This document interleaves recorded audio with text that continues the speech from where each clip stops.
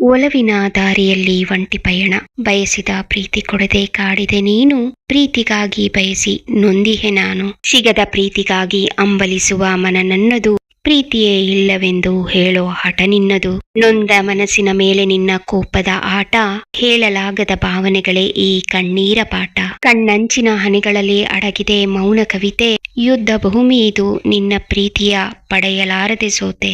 ಒಲವಿನ ದಾರಿಯಲ್ಲಿ ಒಂಟಿ ಪಯಣ, ಮರೆಯಲಾಗದ ನೆನಪುಗಳ ಕವನ ಸಂಕಲನ. ಒಂಟಿತನದಲ್ಲಿ ಪ್ರೀತಿಯ ಹುಡುಕಾಟ, ನೊಂದ ಮನಸ್ಸಿನೊಂದಿಗೆ ನಿನ್ನ ಮೌನದ ಆಟ.